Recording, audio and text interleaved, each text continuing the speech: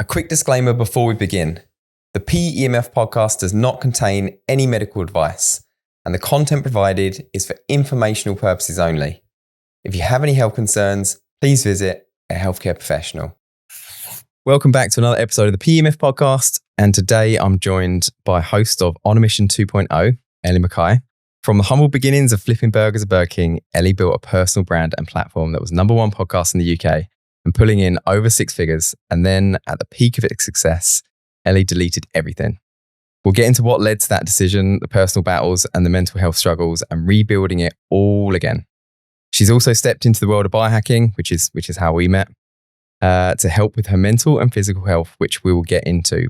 But the story starts, for me around 2019. And at that point, I think it was in a pretty dark place, taking medication for depression, considering taking your own life. And how did you reach that point? So really sorry about throwing you straight in at the deep end there. But how did you get to that point from just before starting, I believe, the first On a Mission?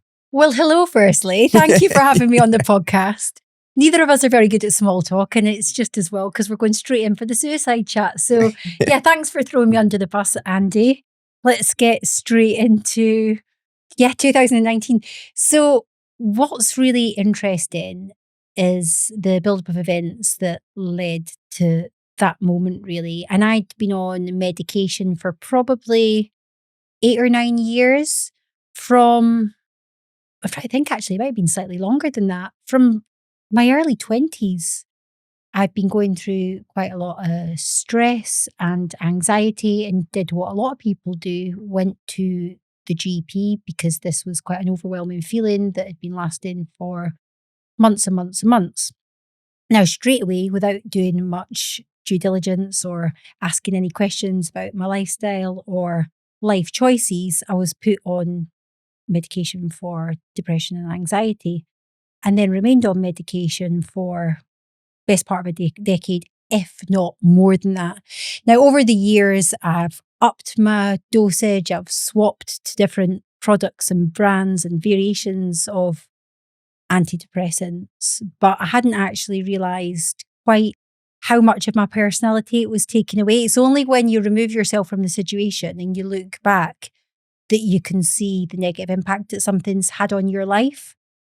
Now, you mentioned 2019 and 2018. That's when I launched my business with my soon-to-be ex-husband. And after a hiatus, I kind of got back into self-development, started getting back into mindset. In my old life, my early 20s and my late teens, I was quite a high-performance person. I was in a management role. I was responsible for 100 staff at one point. It was all kind of very high energy, Wolf of Wall Street, working in sales, work hard, play hard. But there was a lot of Tony Robbins at the time. It was a lot of the American high energy, high motivation type of vibe. It was, again, we used to watch people like Zig Ziglar and a lot of the old American speakers. And it was that kind of really cheesy environment, to be honest. But when I left that environment, and a catalyst of events happened, which I'll not go into for the sake of this podcast, because I'll be here for about 5 hours. I just found myself in a completely different headspace, hence going on the antidepressants. So fast forward to 2019, I've launched the business again. I've started to get around high performance people. I've joined masterminds. I'm starting to read books again, audiobooks, physical books, podcasts, trying to retrain my brain, rewire how I'm thinking. And I actually went to a Grant Cardone event in Glasgow. He came over to the UK. And one of the many things he said that grabbed my attention was about big pharma and about the negative impact that a lot of these pharmaceuticals actually have on us, in particular antidepressants. So it kind of sent me down a bit of a rabbit hole. I did quite a lot of research. I did a lot of self-analysis, I suppose, and really took stock of my life and how I was feeling and made the decision, which I do stand by to this day, to come off of the medication. However, what I will say, and I feel very passionately about this to anyone who is listening, I did it in a very stupid manner.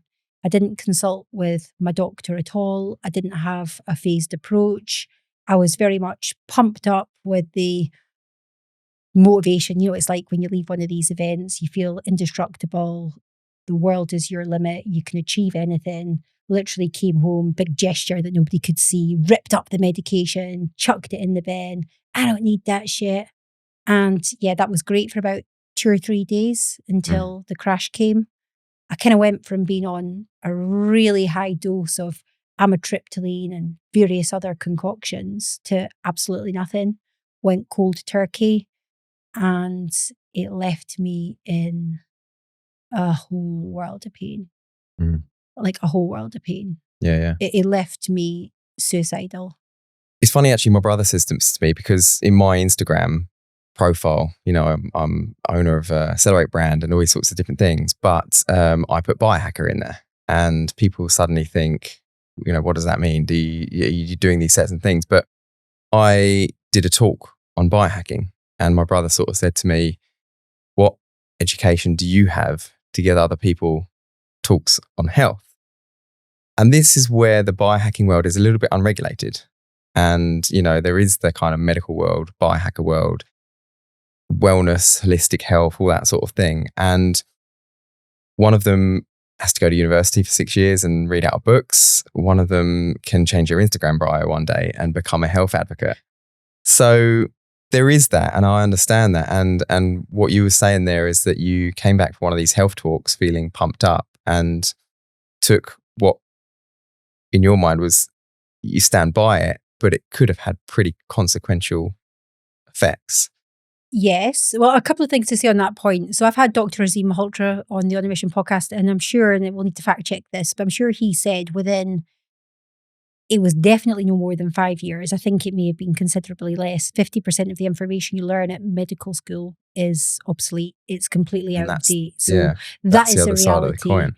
General practitioners, they're general practitioners. They have a whole range of knowledge, but they're not necessarily specialists in anything. And I'm certainly not here to disrespect the medical profession. I think we can all agree that there are certain situations where we're all going to be extremely reliant and dependent on that skill set. If you have a car crash, or of course there's time for medication. I'm not a complete naturopath, but I don't think enough's done to take personal responsibility for our mental health.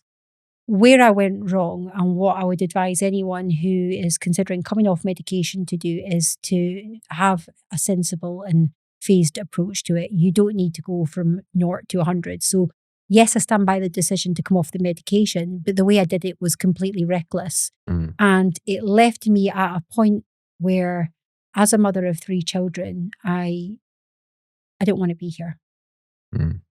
I didn't want to be here, and I believed that that was the best choice for my children.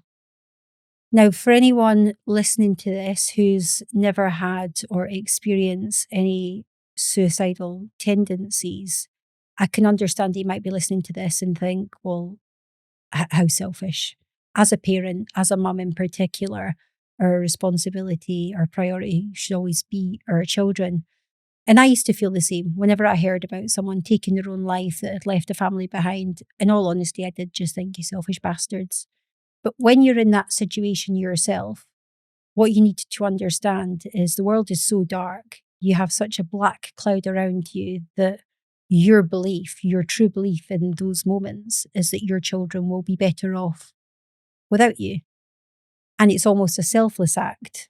In my mind at the time, I knew, because you've not completely lost your marbles, you're experiencing depression. I knew that they would be upset, and I knew that there would be a trauma attached to me no longer being here.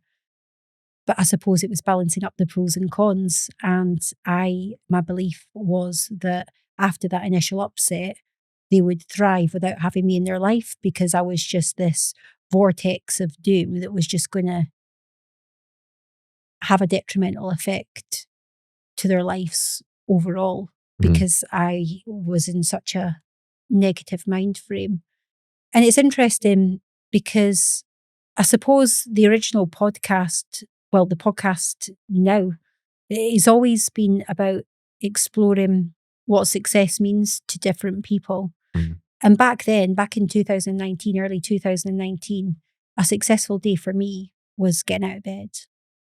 a successful day was being able to go and brush my teeth. And I remember just cajoling myself bit by bit at the time. And I was like, if you just do one thing today, if you can just get up and do your teeth, then that's it. That's all you need to do. Then you can just get back to bed.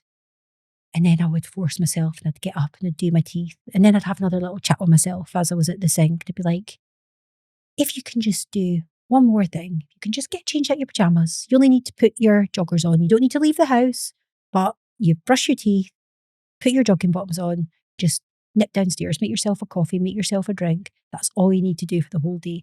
And then that was the definition of success. And then the next thing, and then the next thing. And then it might just be nipping out to the shop. So success is very subjective and it changes for everyone. But just being able to get yourself from, pull yourself by the bootstraps really from such a dark place, and to be able to, it's not even a case of shifting the mindset, because I think that's almost, it's almost condescending to what you're experiencing. It's not just a case of put your big girl pants on, put some Tony Robbins on and leap out of bed. It's not like that. So I never want to undermine what I've been through, but it is a hell of a process, taking yourself from those lowest ebbs and gradually rebuilding yourself. And to kind of go full circle as to why we're here, that really became when I became interested for the first time in health, not just in mindset, because the mindset came first, reprogramming my brain. But then I started to realize it doesn't matter what you're absorbing in your head. If you're just filling your body full of shite, full of alcohol, full of ultra processed foods, if you're not living a very healthy lifestyle, if you're sedentary, if you're not exercising, and bit by bit, I suppose it's just about making those small incremental changes and reclaiming that power bit by bit, taking it away from the pharmaceutical companies. And I suppose finding that sovereignty. And that's what I like about these conversations, because like coming back to my point that I made earlier about, why am I educated enough to be giving other people health advice? But a lot of the time we're having these conversations and we've experienced it. We've been through it. I've got my own health story. You've got your health story. And the health system a lot of the time is there for when we have trauma. And, I had an operation, and without that operation, I probably wouldn't be here.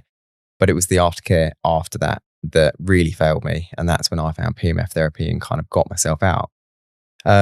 What was it for you that got you out of that place just before you set up the podcast? So how did you get from putting your big girl pants on in the morning, making yourself a cup of tea, and that was your success?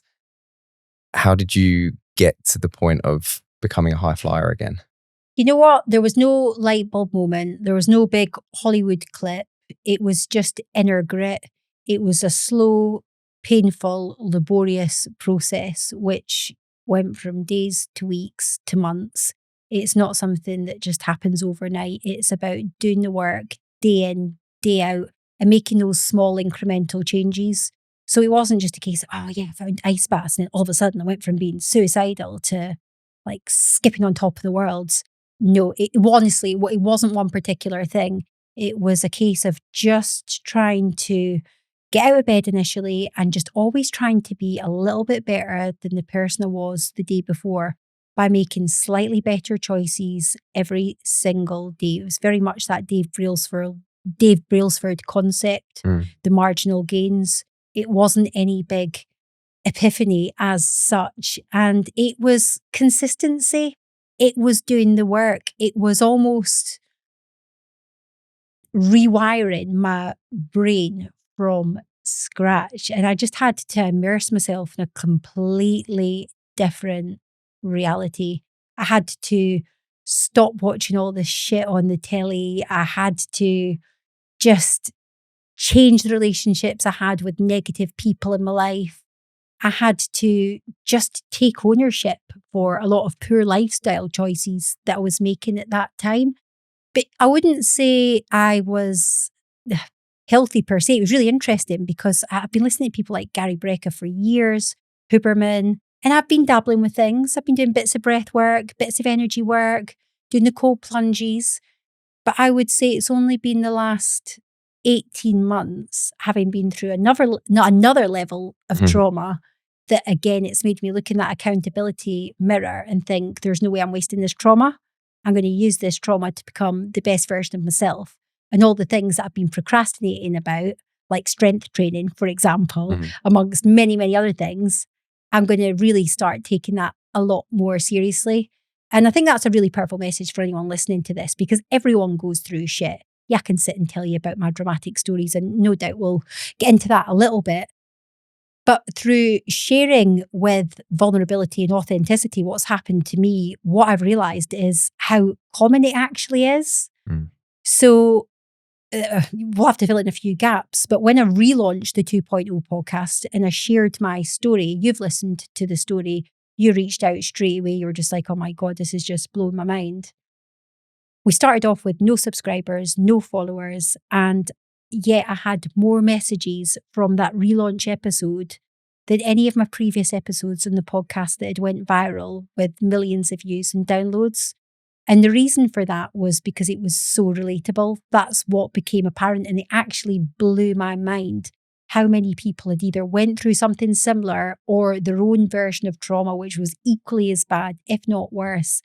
And I think the whole experience has actually made me a better person. It's made me a lot more empathetic. And the reason I'm sharing this, I know this is a podcast about biohacking, but it's all interlinked. And I think too many people try and make out like they've got all their shit together. And I definitely don't, even to this day. But what I will say very openly, that I need the toolbox. I'm very blessed to now have the knowledge and the support network and the tools, using things like the PEMF mat, things that I had no knowledge about previously. And I can say, hand on heart, that these tools, they keep me sane. They don't always keep me jumping around like Tony Robbins. Sometimes I need to use every tool in my toolbox just to be at base level. And I often think, wow, because life's still challenging. We still have the grenades that are chucked at us. Had I not had this knowledge and I didn't have the use of some of these amazing bits of technology or access to the expertise that I've got, I feel like I'd be in a very different place just now. So I'm very, very blessed, and also very passionate about sharing with people what has worked for me as well. I think that's a good point. Coming back a little bit, you sort of said there wasn't one silver bullet, and there isn't really in life at all. You know, like you say, people don't just buy an ice bath and become superhuman. You know, that it's part of the puzzle. There's so many different things that go into that. There's not one thing that works, is in terms of it's all part of the puzzle. You got to build these different things, modalities together. And, you know, for you found it was just time and things, put it all together. But bringing it back to your first podcast, On a Mission, what was your first mission for that podcast? What was On a Mission? The mission has not actually changed. So as with most of my ventures, there wasn't really much thought went into Anti, which I'm sure will be a great shock to you, knowing how highly organized I am. It was born through lockdown. And I don't know if you know this story, because it's actually a little bit woo-woo, but the concept came to me during a meditation. Okay. Did you know this? I've heard it on one of your podcasts. Oh, have you? So you do already know. Yeah. So for anyone who doesn't know the story, lockdown, same situation as everyone else, couldn't get out. Actually had a really lovely time. It was great to spend that quality time that we'll never get back really with the children. But I did feel as the weeks progressed into months that I was starting to lose my identity. I was no longer Ellie the entrepreneur. I was always someone that my role within the business was very much doing like the public speaking, the brand building, the investor relations. So I was going out for a lot of meals, attending events, masterminds, that kind of thing. So very quickly I started to stagnate a little bit, and having only just been kind of getting into my groove with it, it started to, I wouldn't say I was getting depressed, but I think I was just definitely getting itchy feet, as a lot of other people were. And there was one particular day when the kids were being particularly challenging, and I basically lost my shit. And my ex, Mark, just came in, he'd nipped to the petrol station to go and get some milk. By the time he came back, it was complete carnage. I'm kind of rocking on the floor going, I can't do this anymore. And he set me up to go and do a meditation, to go and do a TM meditation. And during that meditation, it came to me to do some live interviews, which started off as the Sunday series, when I interviewed some people of influence, some experts. And I was just amazed that people were interested. I really was. Actually wanted to listen. Well, yeah, because the first one was a few hundred, and then it starts to build, and then it's like 1,000, and it was a couple of thousand. And I've said this before, but it was a real light bulb moment for me, the whole one-to-many concept, because up until that point, I used to go traveling about the country. I used to go and do talks in front of like 50, 100 people, always on my own time and dime. Mm. And really, it was just for brand building. It wasn't there was no ROI as such. You'd just be sharing the journey, talking about mindset. I wasn't really talking about property per se. So the fact that I could reach so many people, sat at home in my living room with a glass of wine in my hand every Sunday night, I was just like scratching my head in bewilderment. It was fantastic. But after the 10 weeks, when the world was opened back up, that was a pivotal moment. And that's when I decided to continue with the podcast, and the On a Mission brand was built. But really, I would say to anyone thinking of starting a podcast, I know for you, it's an education tool first and foremost to let people know about the PEMF mats and the other products and services that you do, and to share the advantages of doing that. And it was quite similar for me, really. It was to learn, to grow, and to share. And I always say the podcast is like my university. Mm. It gives you access to people that you would otherwise not be able to connect with, and to be able to speak to, I mean, you've had UFC fighters and like leading health experts. You've been to speak to AJ and Eddie Hearn and all these cool people. Without your business, without your PEMF mat, you wouldn't have that inroad. And it's exactly the same for me with the podcast. So not only am I getting to expand my own mind and learn and become a better version of myself, but I'm also able to share that with hundreds of thousands of other people who are listening to the podcast. That's it. I mean, the podcast for us, like I say, it always started as a very small educational tool for what PEMF is, what high intensity is, what low intensity is, and, kind of just did an episode on this. It evolved. We started getting good guests on, like the conversation we're having today. And it's, and then people started messaging us asking for, we want a chat on this. We want to see how PEMF works with this. We want to hear some real life stories, people using PEMF. And it's just completely evolved into something we never thought it would be. And like you said, I've learned so much in the process too. I mean, some of the original episodes that we did, I almost don't stand by what I was talking about at those times. It's my views on even just the technology, but also on a number of different subjects is like completely changed. So it's completely evolving, but I'm learning so much through this process. And I mean, you got your podcast to #1 spot in the UK. You had guests like, and this is your opportunity to do some name dropping. There's Stephen Bartlett. You've had Ricky Hatton, who I think was your kind of big catalyst for getting more guests on and encouraging more big names on. And you're sitting there, #1 spot, and then 2 weeks later, you take the podcast down, you delete your socials. Yeah. Talk me through why. Well, no one can say my life's boring, that's for sure. I want to do this story justice. I'm a great believer in where focus goes, energy flows, and I'm in a very different headspace now. So when I tell this story, I don't want to skirt past anything and minimize how serious it was, but also it almost feels like a different reality. This was 18 months ago now, and it feels like a completely different lifetime. But the short version of the story is I mentioned that I'd set up this business in 2018 with my ex-husband and our business partner. We had a property development business.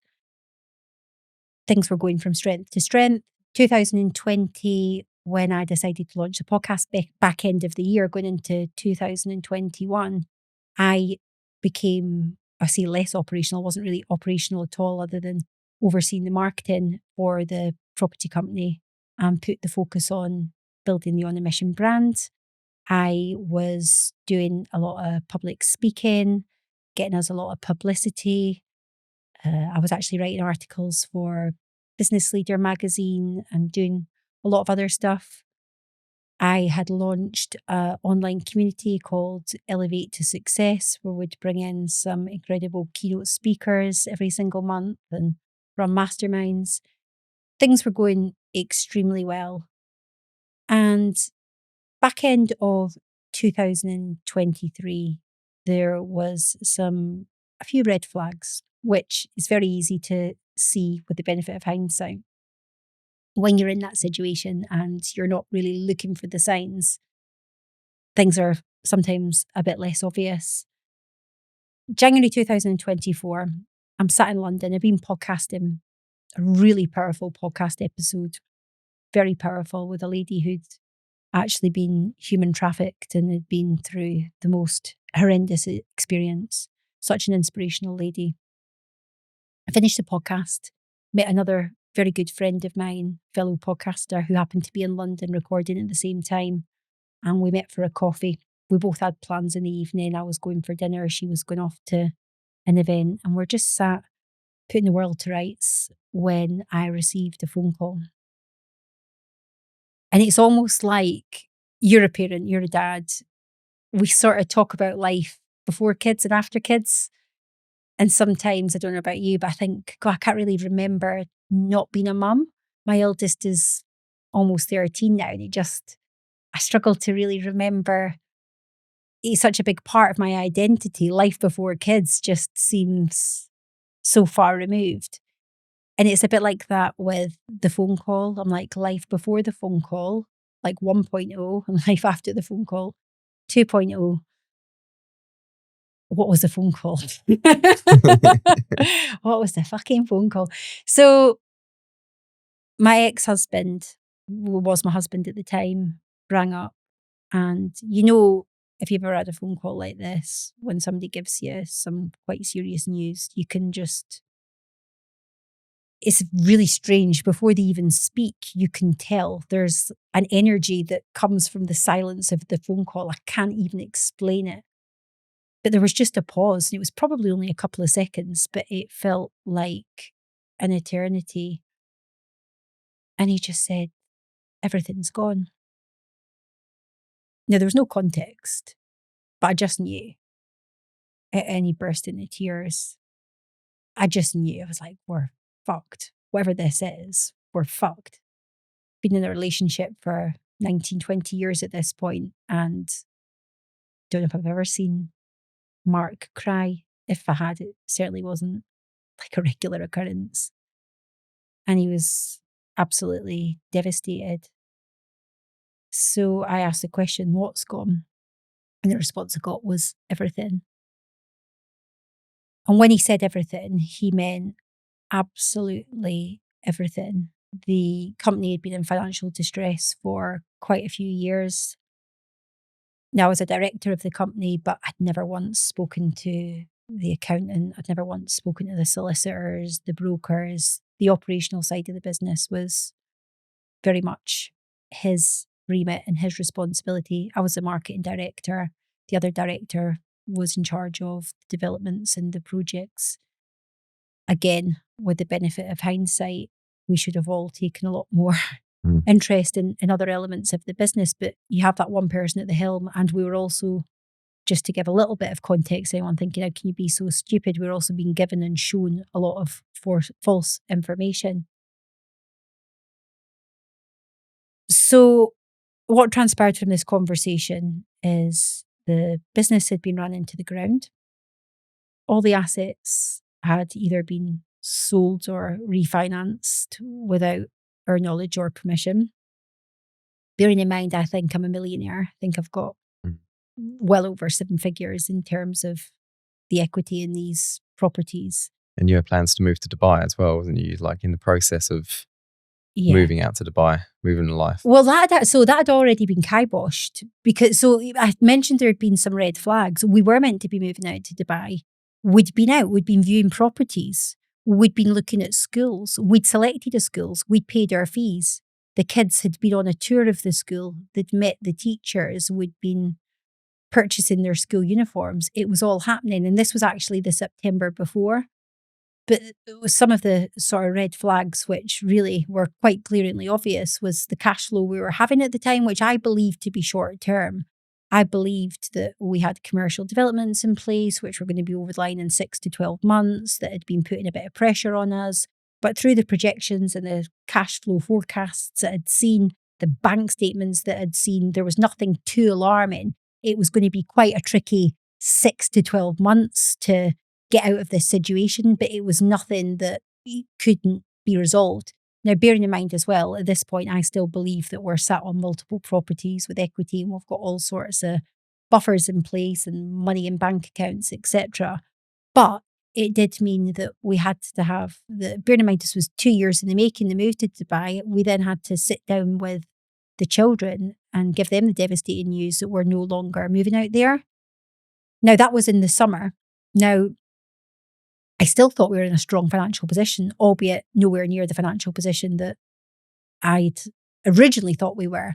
But we enrolled my eldest daughter. She was starting secondary school. She went into a local private school. Things were still okay. It was still business as normal. When I got this phone call 2 days later, I was scheduled to go to Dubai. The flights were booked. The podcast studio was booked. The accommodation was booked. I had some great meetings lined up. I had some sponsorship deals that I was meant to be signing. My brand was going from strength to strength. We were going to be getting into live events. We were going to be putting on retreats. There were so many different things that were in the pipeline at that point that just instantly got, I couldn't, just to give you a little bit of context, because there'll be people who are listening to this that may have went through insolvency or they may have even went through bankruptcy. It was a lot more severe than that. It was a case of the bank accounts had been wiped out. There was no money to buy food. Everything was about to get repossessed. This had been building and building and building and been completely hidden from me. So it was only brought to my attention when the bailiffs were coming to the door. There was no way that he could have kept this hidden anymore. There was investors, people that had put their hard-earned cash into the property business that were expecting their capital back, plus their interest that they'd been promised. They'd signed loan agreements. People were starting to come directly to me and email me that I'd had no communication with prior to that. So I think it was very much a case of having to tell me as opposed to wanting to tell me. But from receiving that phone call, the extent of it, the reality of it, it just kept getting greater and greater and greater when I found out that there'd been charges placed on the family home and that wasn't safe. That was never really something that I'd considered. So that was going into receivership. The car I was driving was getting repossessed. We were due to get paid, I think 2 or 3 days later. Obviously, there was no money to pay anyone. I thought we had over $250,000 sat in our bank account. That wasn't a thing anymore. That had all been put into the business and lost.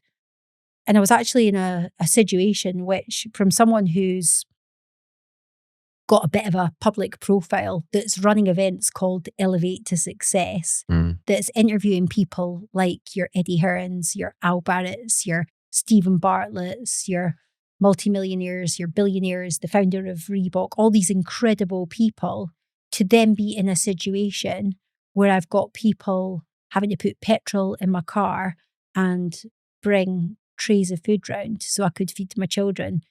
It's never a reality that I expected myself to be in. And I mean, not only is it a humbling experience, but it was actually quite a powerful life lesson in terms of allowing people to help me and receiving help.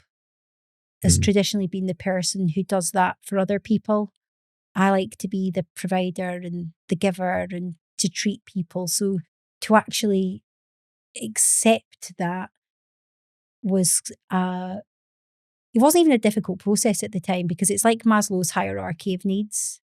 You might think, was there any shame attached to that or any embarrassment? And under normal circumstances, there probably would. Like if now I had to say to you, Andy, could you give us 20 quid to get the train back home because I'm a bit skint?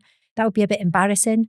But if you can't feed your kids and you need to accept help, then there's just zero shame attached to receiving support. and I was very blessed to have some incredible people around me. But it was a horrible, horrible time. There was a lot more to it than that. My dad, the person really out with my own immediate family, my children, who's the closest person in my life, had invested his life savings into the business. He was staying and had a lifetime tenancy in one of our properties, which was about to get repossessed. So to go and sit down with a 70-year-old man and tell him that he's lost everything he's ever worked for his entire life and is going to be made homeless, it was definitely the darkest time of my life. And from a health perspective, as well as a mental health, your cortisone's through the roof. You're just in fight or flight. I wasn't sleeping. And when I say I wasn't sleeping, I mean, I went 3 or 4 days without getting any sleep at all. Heart palpitations constantly. I had a tic. I was like having convulsions. I was a physical mess as well as a mental mess. But the next day, from finding out this information and staring at a wall, somehow getting back from London and staring at a wall, I'm having to get up the next day and do the school run and somehow present as okay to the children. And it was just a very, very surreal time.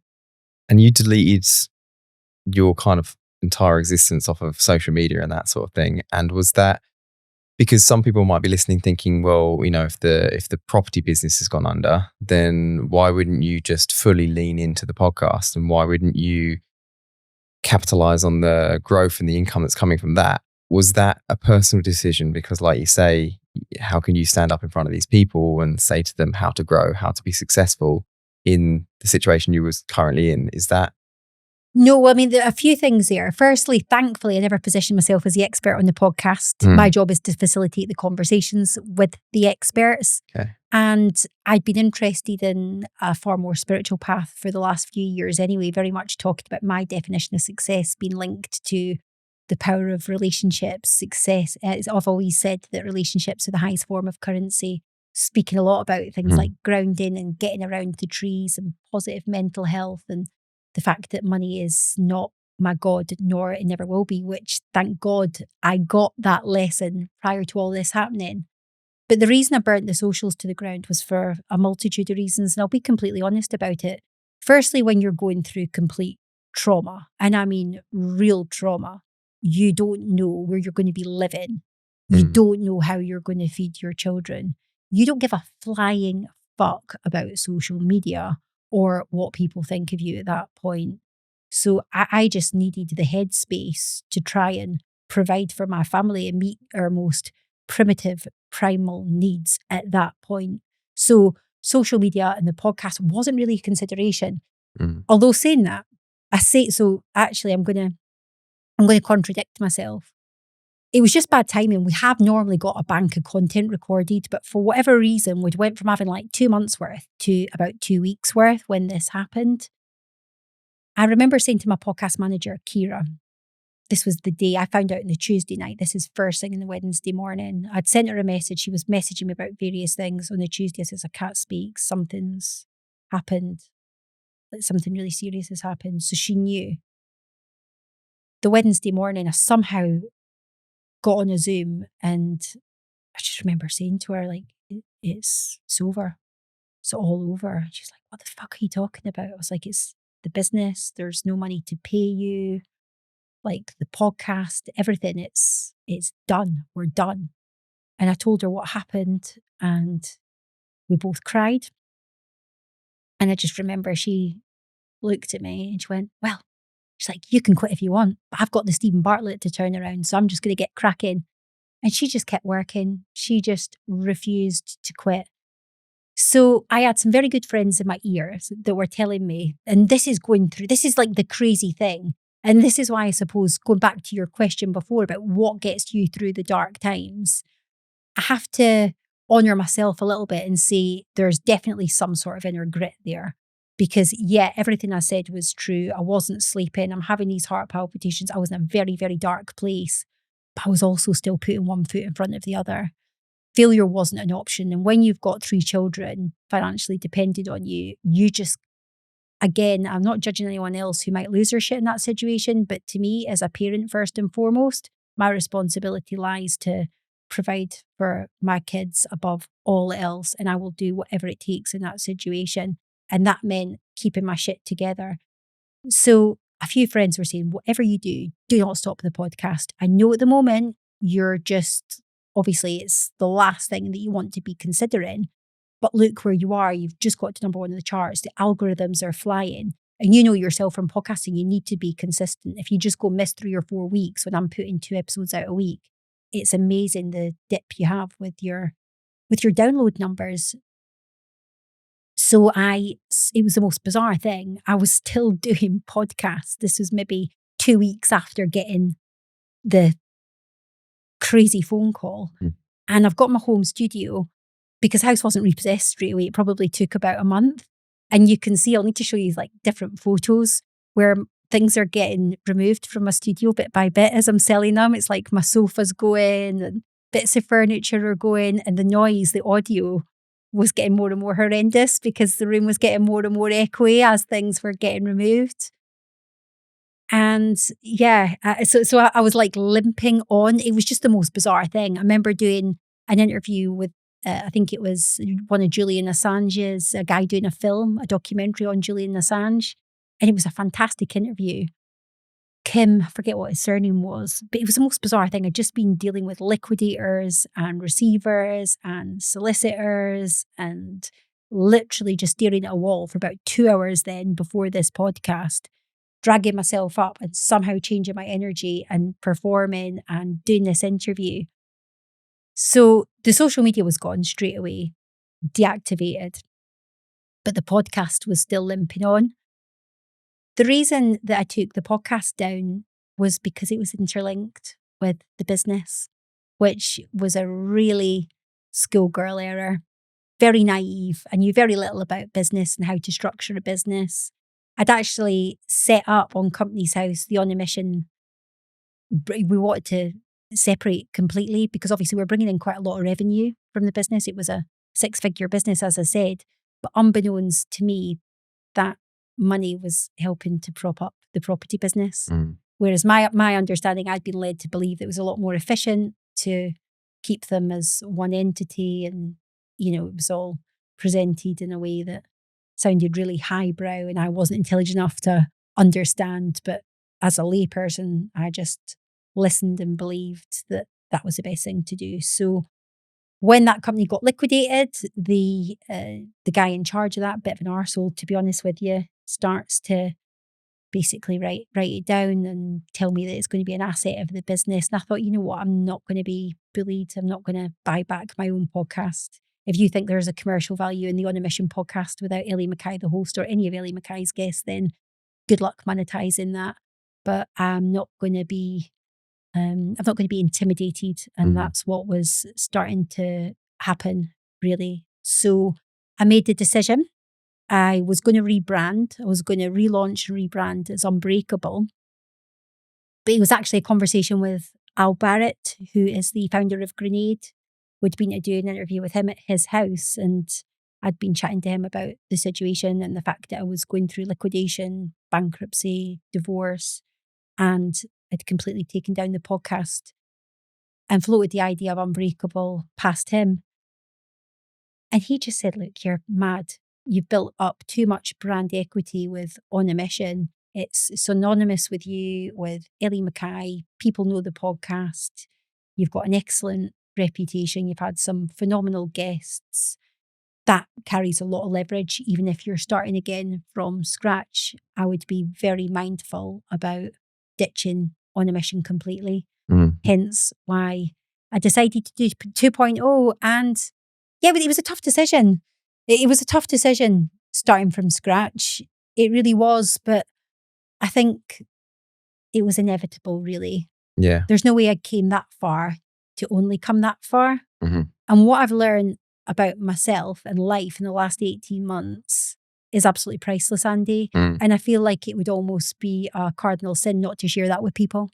So let's talk about On a Mission 2.0 and Ellie 2.0, because I've only known personally Ellie 2.0, I did actually listen to a couple of your podcasts when it was on a mission 1.0. So that's why when you reached out to us through Zane at London Nootropics, who you had him and then me on your podcast, I already knew who you were and what your mission was.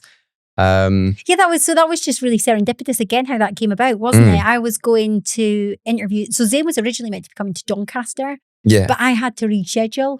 I can't remember. There might have been an issue with the studio being double booked. So as you know, those guys are insanely busy. I said, look, let's keep the date. I'll come to you. And then when he checked his diary, he already had you booked in. Right, yeah. And he reached out to me. He's like, I've got Andy Smith from Accelerate coming, but I reckon he'd be brilliant for your podcast. That's it. So and it all aligned. It all really aligned. And like I say, we haven't known each other for a long time, but actually we've done quite a lot together already. And we've got to know each other quite well. We're, you said there's nothing off the cards on this podcast, and we've done adaptogenic breathwork together, which was the day that we did the podcast with Zane, which for anyone who doesn't know is breathwork, throwing in some magic mushrooms into the mix a little bit, a microdose, but then it brings it forward. So we've done magic mushrooms together. It's as a biohacker, you've got to try all these things and you've got to put yourself out there. And also we went to quite a nice evening together to meet Brian Johnson, big biohacker in the US, a nice intimate setting with only like 80 to 100 people that were there. So, and it's quite a small time. We've crammed a lot in together, got to know each other quite well, which is nice. And, we're kind of both on these two different missions, but who is Ellie 2.0 and why does she differ? And the same for the podcast. What's different this time around? The downloads. The fucking revenue. This time around it costs me money, doesn't make me money.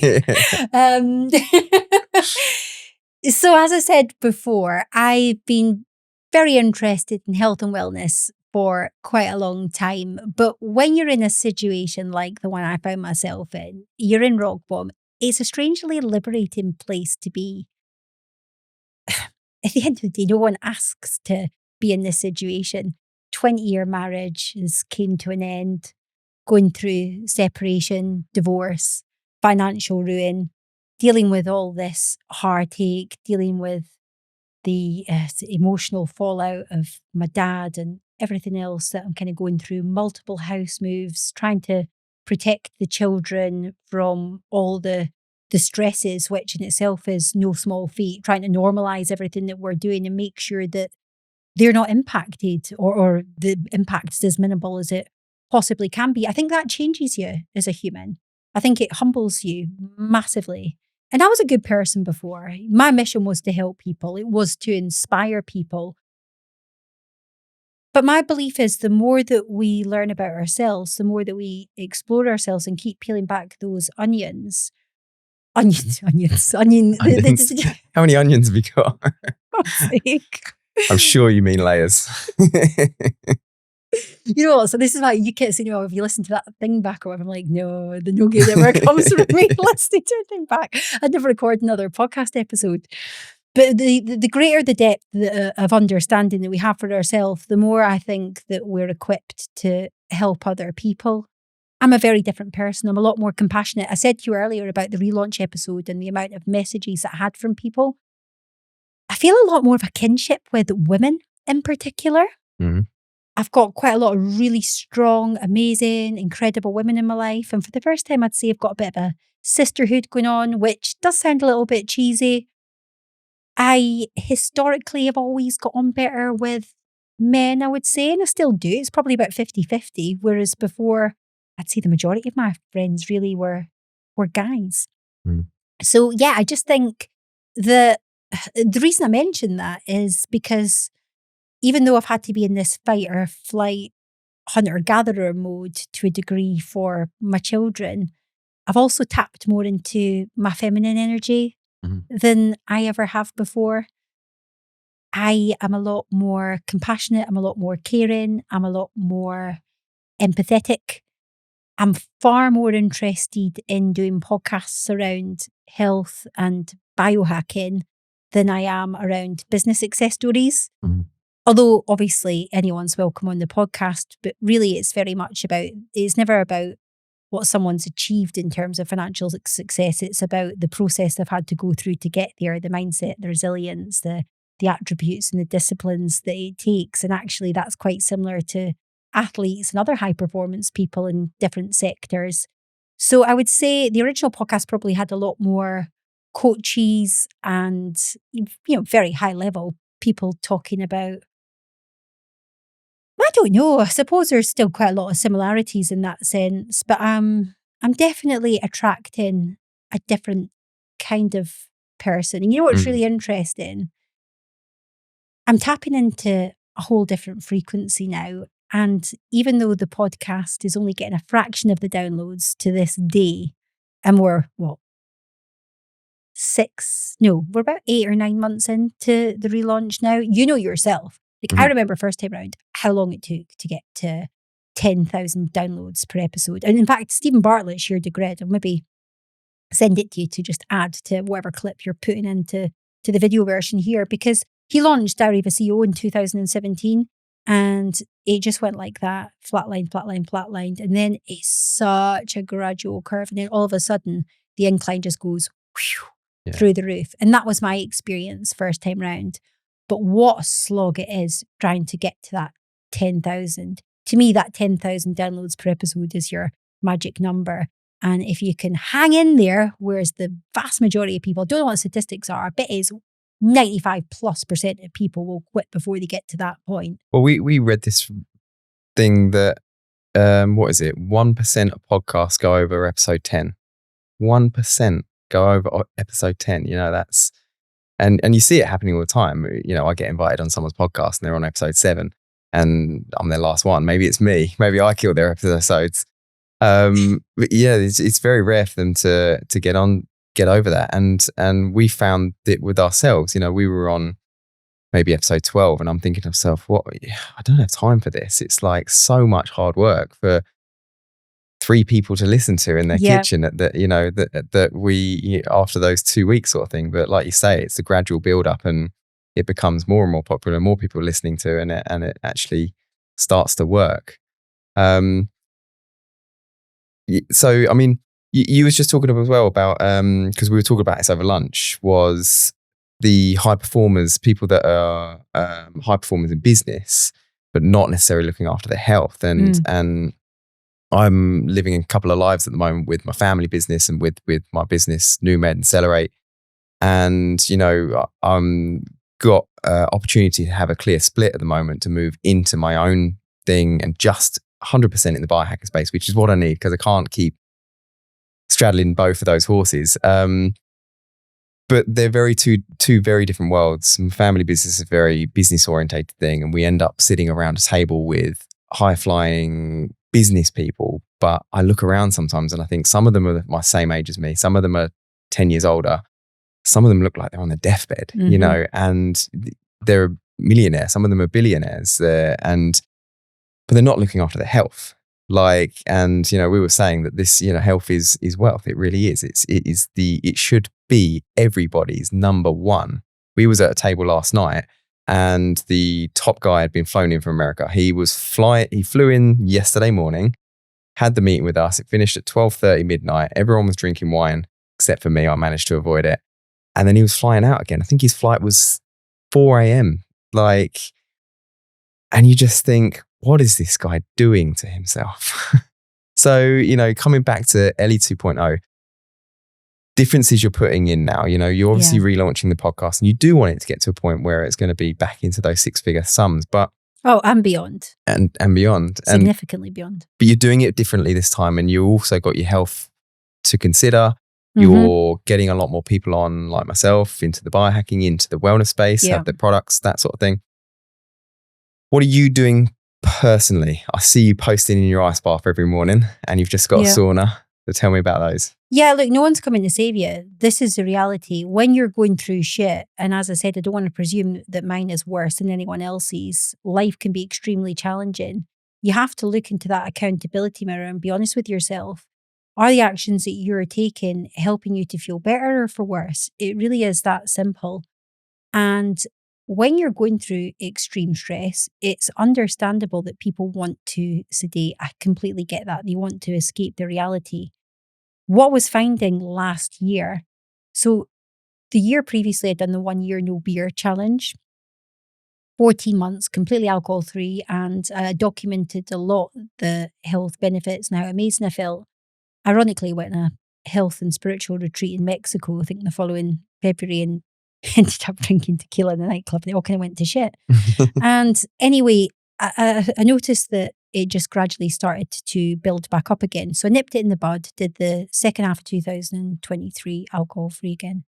2024 gets the phone call, as we've already discussed. And very quickly, I started to use alcohol as a coping mechanism again.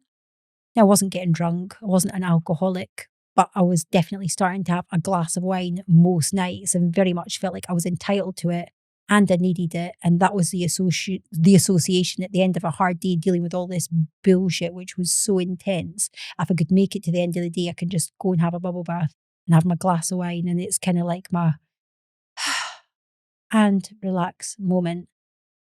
And as we started to get towards the back end of the year and making small incremental improvements in different areas of my life and rebuilding, I've managed to meet those basic needs first and foremost that I was talking about, like getting a house secured for the children, being able to get a car again, to be able to do the school run, be able to pay the rent confidently every month and put food on the table.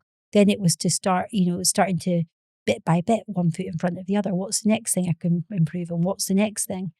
But the stress kept on coming and still is coming to a degree. And I had to be honest with myself and ask whether or not I was doing everything that I could to give myself the best opportunity of not just surviving the shitstorm, but actually thriving despite what life chucks at you.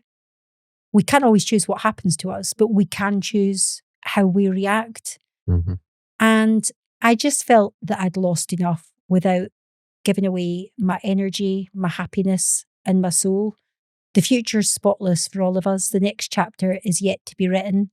And that's when I made some pretty life-changing decisions, decided to stop alcohol completely, which you and I spoke about because you were telling me over lunch the story about going out for dinner last night and everybody else was drinking. And whilst I never had a problem per se with alcohol, I do think I had an unhealthy relationship with it. And I don't really have any self-control in the sense that in that environment, not drinking wouldn't have been an option. If everybody else was having a few glasses of wine, 100% I would have been partaking as well. Whereas as a non-drinker now, it's not an option and it's not a consideration. When I've tried to moderate habits in the past, it ends up consuming too much of my thoughts. I'm like, I'm going to this thing on Saturday. Should I drink? Oh, I'm not sure. Oh, maybe I'll just have a couple. Or, oh, I wonder if they do cocktails. And it was just, maybe I'm a bit autistic, but those boundaries and those guidelines just really helped me. So that was one decision. Exercise. Now, I know I'm not exactly reinventing the wheel here. You talk about biohacking. I'm very reluctant to call myself a biohacker because, like you said, any dickhead can change their Instagram profile. Thank you. You definitely just called me a dickhead. That's fine. I'm used to it now. I think you've even got tequila drinking biohacker on yours now. I had that for a minute and I took it back off again. Oh, did you take it off? Yeah. Too much backlash. Yeah. But I mentioned about relationships being the highest form of currency. I've got some incredible people in my life and I've built up some amazing relationships over the last few years. I've got a very good friend of mine, Anne Harrod Wrigley, shout out to Hot Tubs Rock, fantastic company. They actually sent me all singing, all dancing chill tub. They drove all the way from Gloucestershire and came to deliver that on New Year's Eve for me, came and installed it in my back garden. Absolute game changer. I've been doing cold plunges consistently for years, just one of the inflatables. But again, I suppose it's about knowing yourself. I'm not really someone that's going to go out and change the water every couple of days or maintain things. It's just not really my bag. So it just wasn't something that would have happened. Anyway, it got destroyed in the various house moves from, all the trauma of divorce and everything else that was going on. So to have a chill tub that's self-cleaning and self-regulating with the temperature was an absolute dream. I can just rock up every morning or a couple of times a week. Actually, that's important to say because I don't do them every morning, and women don't and shouldn't. Yeah. They don't have to, nor I think should. the research is coming out now, which is good, isn't it? To show when people should be doing ice bath. And my wife, we've just spent $6,000 on like the best of the best ice bath you can get. And I'm thankful for that because it's an amazing opportunity. Actually, I didn't spend that much because know the CEO of the company, but my wife won't go near it because she's tried cold plunging, doesn't work for her. She will do the PEMF therapy, she'll do the red light and that sort of thing. And that's fine. And it's finding what works for you. And like you say, especially for women, they have to know when is the best time to do cold plunging. Yeah, 100%. But doing that, I mean, it's just amazing, as you know, for all sorts of things. It helps with your sleep, your anxiety, your focus, inflammation. For me, it's been an absolute game changer over the years for my mental health. So just to have access to that as and when I want has been phenomenal. But just taking a bit more responsibility for my health and fitness. I've done a lot of running and things like that over the years. Always procrastinate with the strength. Now, I'm 42.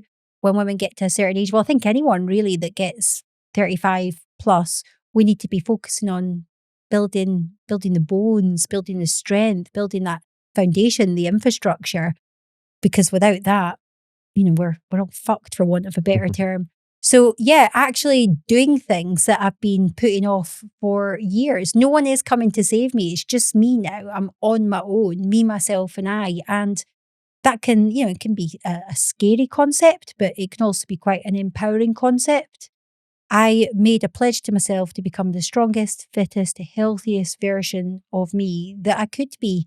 And it's not to be some sort of a hero, but it's to show people in real time that failure is not final. We're either learning or we're growing. And you can't wait for all your ducks to be in a row in order to make these changes.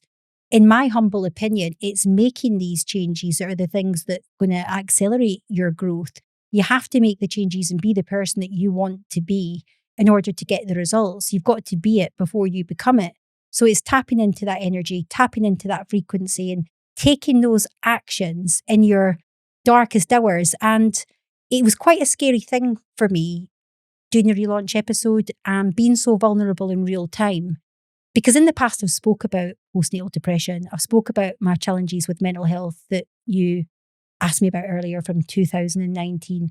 I've shared that and I've shared how shit it was and it's really helped people.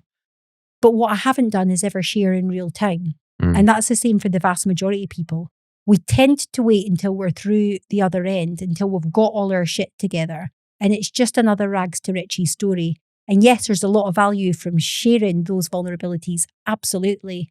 But a lot of people, myself included, are too scared to share when you're still very much in the trenches, going through it. So for people to see me now rebuilding from scratch with no team, with no resources, with no money, with no backing, with nobody in my corner. I'm blessed to have some incredible people in my team. But I think that's a lot more inspiring to people. Doing it with no budget and having to get resourceful and trading in sheeps and goats instead of money and doing skills exchanges with people. I think it's Tony Robbins. In fact, it is Tony Robbins that said, and I've quoted this repeatedly actually over the last few weeks, there's no lack of resources, only lack of resourcefulness.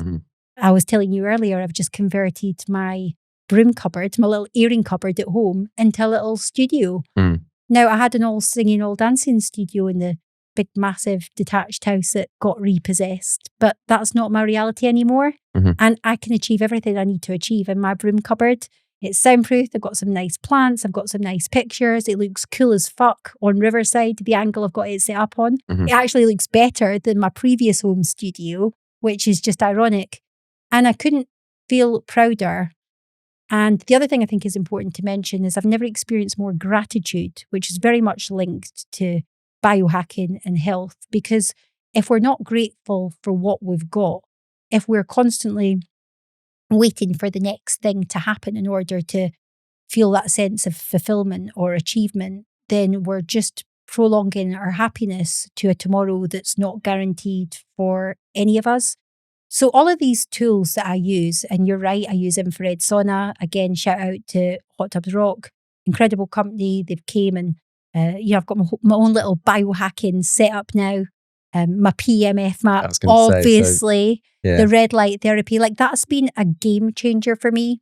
And I think it's important to say, you and I had a conversation about different podcasts out there, and I'm not going to name names. There's a lot of them, a lot of the big podcasts that charge people to come on. Now, to me, I feel that that's disingenuous. I don't judge other people. That's their prerogative. But I want my followers, my community to know that everybody I have on my podcast is coming on because it's something either I believe in or I'm interested in learning about. It's never something that people will be able to buy their way onto. If you ever see me endorsing something online, it's not because it's a paid partnership. It's not because it's an affiliation. It's because it's something that I truly, genuinely believe in. And I shout about the PEMF map because that has been a game changer for me. Mm-hmm. It's been massive.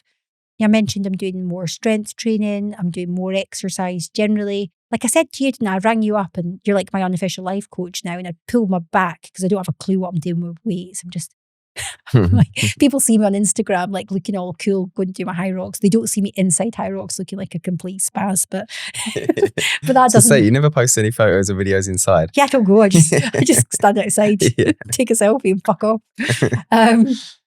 But yeah, like the weights is unfamiliar territory for me, and my form's pretty crap. So I'm constantly pulling things, to be honest. And the PEMF mat, it's just been incredible. I was walking around like an old biddy, like a 90-year-old biddy, all hunched up in absolute agony. And putting the controller on my shoulder, just doing the mat 3 times a day, it was gone within 24 hours. I couldn't believe it. And I mean, I'd properly pulled my back. My shoulder was in agony. So that's just one of the many ways. But I've noticed if I've been away anywhere for a few days and forgot to take my mat, I get cranky. Yeah. It's funny that a lot of people say that because some people will try PEMF therapy and because you don't feel anything happening, they don't really know what's going on. And when they take it away is when they notice it. And Ollie Ollerton, who you know and who we've both had on our podcast, said exactly the same thing. He said, it's part of his morning routine now and he's using it every morning, and he only really notices what happens when he doesn't use it because then he's not quite switched on that day. He's not quite firing on all cylinders and he's feeling different, compared to when he does use it, remember to get it into his routine. So it's a good thing. And that's why PEMF therapy is something that needs to be done kind of daily to be consistent. But again, it's all part of the puzzle. What you said there, I think, is really important because we often work very hard to feel good about ourselves. We'll get the body we want, or we're feeling amazing because our nutrition's on point, we're taking the right supplements.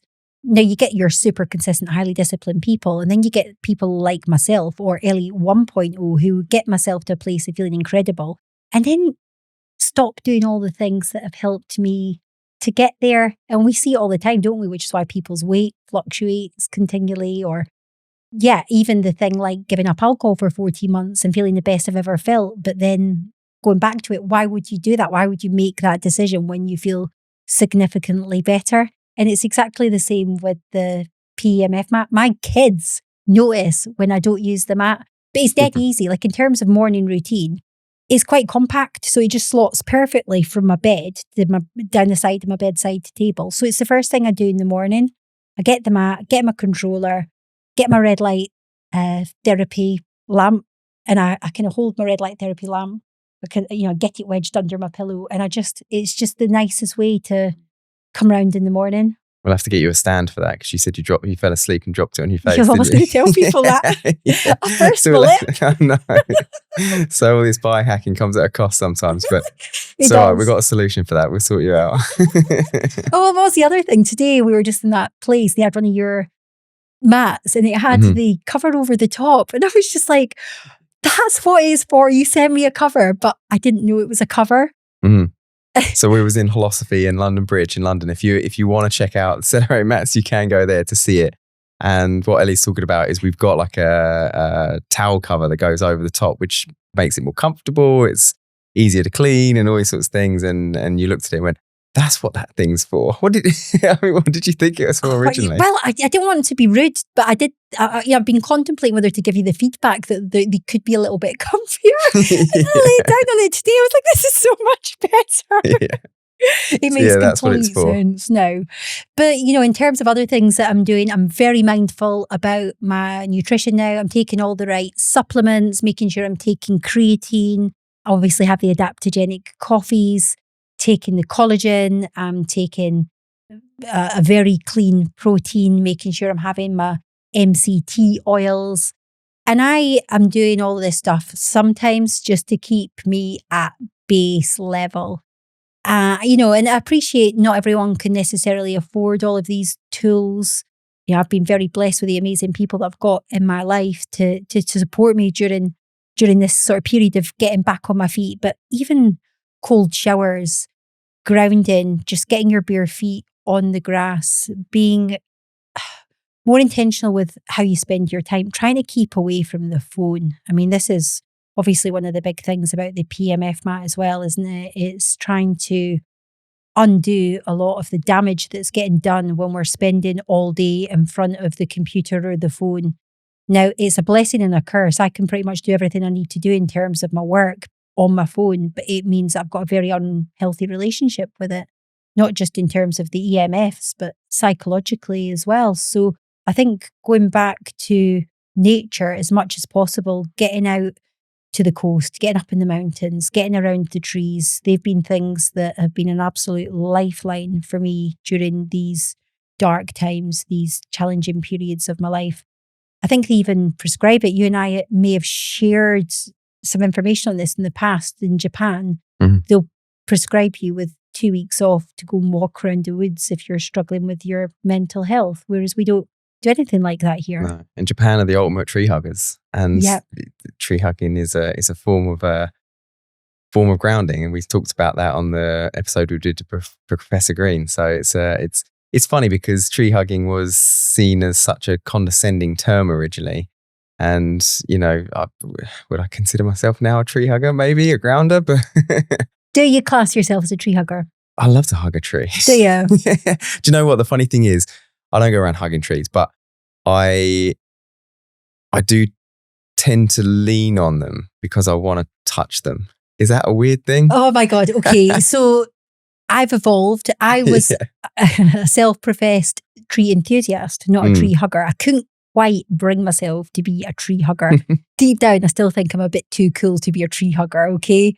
And I've said this many times. Old Ellie would fucking hate New Ellie. Old Ellie would punch New Ellie in the face. So I used to think of any excuse to lean on trees. Also, my eldest daughter used to just get mortified as well.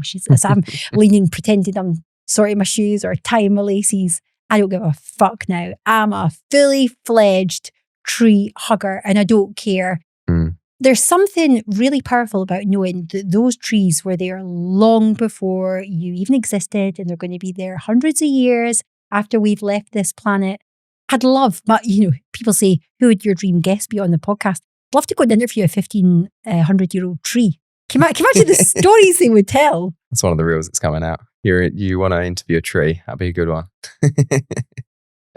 So where do we go from here? While we're down this dark path, you interview some people, you learn all sorts of different things. I would say, I don't like the term conspiracy theorist, but I would say you're more of one probably than I am, and you've gone a bit deeper into that rabbit hole. The only conspiracy is BBC News, my friend. There we go. So my question really is, think of one now that probably you wouldn't have 5 years ago, you would have thought that's completely abstract. No way I believe that. What do you think now is the most abstract thing that you do think is a reality?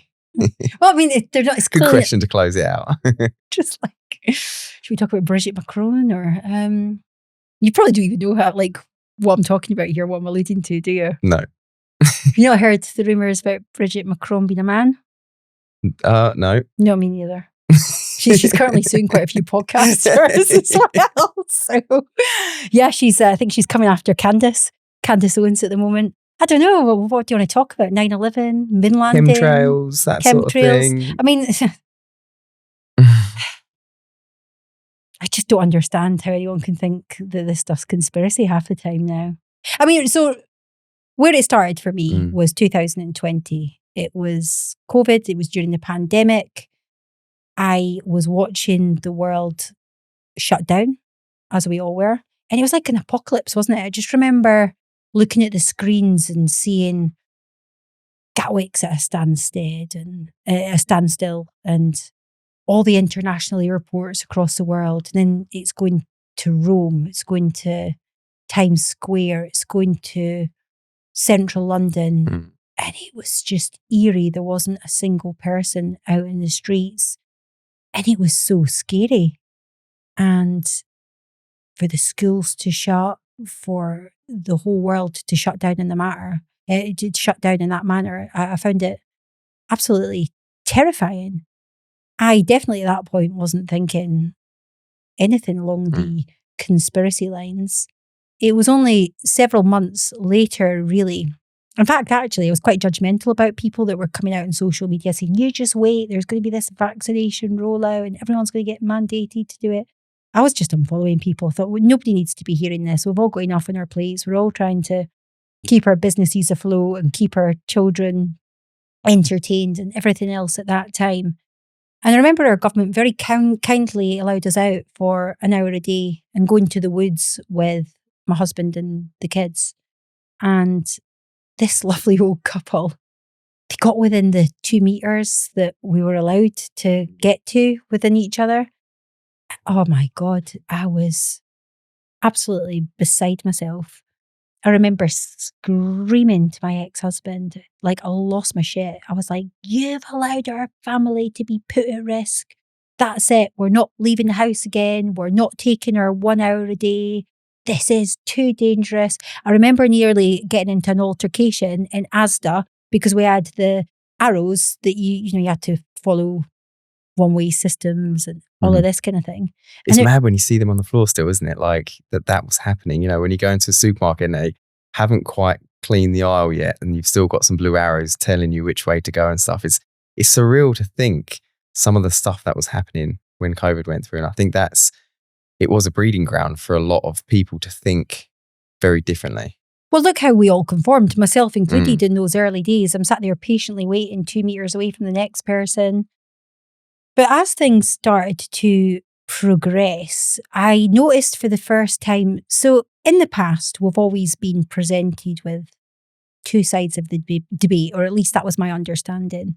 You'd watch something like Question Time and you'd have someone or several people making the argument for Leave and then another crowd for Remain. You'd listen to both arguments. You could go and do your own research and then you'd make a relatively informed choice based on the information that you had. But somehow during the pandemic, I just felt like we were being presented with one narrative and one narrative only. You must do this. Yeah. It was the dictation of what we will be doing for the next few months, I think. It was as the vaccine started to get rolled out and I started to become aware, I can't remember how initially, of people like Dr. Robert Malone, who was the co-creator of the mRNA technology. And I'm starting to read some of these Substacks and Twitter at the time before Elon took it over. And I'm seeing Robert and then lots of other doctors and professors, experts in their field, getting deplatformed. Now, that was the thing that was a huge red flag for me. I thought, never before have I seen information be suppressed in that manner. And I started doing some more digging. I think it was all Telegram at the time. And I'm reading more and more articles and more people are sending me different reels. And I've started to connect with some of these people and invite them on my podcast. I think Joe Rogan did a massive contribution to the world at that time. His episode with Dr. Robert Malone, I think within the first week, had done 50 million downloads. His episode with Dr. Peter McCulloch, who was the most and is the most published cardiologist of all time. This isn't Dave down the pub with their opinions. I mean, Dr. Robert Malone, the co-creator of the technology, had actually been for the injection. I mean, it's not a vaccination. It doesn't meet the criteria for a vaccination. It was an injection. And he normally likes to, or up until that point, he's very much a public profile figure now, but he preferred to operate behind the radar. But he took a selfie with him and the nurse. He was getting the Moderna jab because he felt immensely proud of the fact that the technology he'd helped to create was going to be responsible for saving millions of lives, if not more than that. And very shortly after getting the Moderna injection, he had very severe side effects that almost cost him his life. Now, that sent him down a whole, a whole different path of looking into not just the efficiency of the injections, but the safety of them. And that's when everything started to change for me. It very quickly stopped becoming about the COVID vaccination and more about how the world operated. And it was actually quite an unsettling period. It was not good for my mental health at all, because you go through your entire life feeling that these institutions and infrastructures are there to serve us and to protect us, only to find out actually it's the complete opposite. Started to research Big Pharma more, started to research the companies that own the companies and how actually there's 8 people at the top of the world that pretty much run I mean, this is fact. This isn't wild conspiracy. And yeah, it was a very interesting time, but I had to move very quickly out of fear mode because there was a lot of fear mongering and I was contributing towards that. We're all fucked. Like, the world's against us. Big Pharma are trying to kill us. Like, it's not helpful. No one needs to be hearing that. So I think it's about being able to facilitate conversations where people can have hear long form content and be presented with a counter narrative, which is why alternative media's progressed as much as it has done. And people like Joe Rogan and the other podcasters are able to pave the way now, because no one wants the sound bites from CNN. We saw what CNN did to Joe Rogan when they put the yellow filter over his face because he cured, he publicly discussed the fact he was on ivermectin and I think it's hydroxychloroquine and whatever else, what other concoction of medication he was on when he was on COVID, and how he bounced back really quickly. So to see how CNN and the mainstream media were in lockstep talking about the fact that it was a horse tranquilizer when actually it won the Nobel Peace Prize and been administered to over 1 billion humans at that point was just yet another example of how we are being manipulated. And I just lost all trust in the mainstream media, started to look into things like vaccines and a lot of other things. And again, I've been using water filters. I've been listening to people like Mark Hyman for years and just doing the odd little bit. I was having fluoride-free toothpaste, for example. But it wasn't until COVID that I basically thought, these people do not have our best interests at heart. And rather than operating from a place of fear, I'm going to operate from a place of personal sovereignty and take full responsibility for my health and do as much of the preventative things that I can do so that I'm not going to be relying on a corrupt system. So I think, again, it's turning pain into power. It's turning negatives into positives. And at a time where we were all being deliberately kept apart, I think a lot of people actually found community. We found like-minded people, and it's made us a lot more. It's made us a lot more focused on our health. It's made us a lot more focused on community, because that's really important. And when you look at the blue zones, that's something that's massive. It's about relationships. It's about being part of something. It's about feeling valued.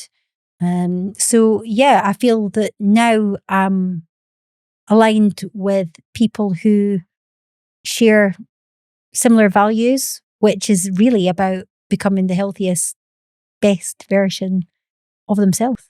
I opened a can of worms that's going to get this episode taken down there, aren't I?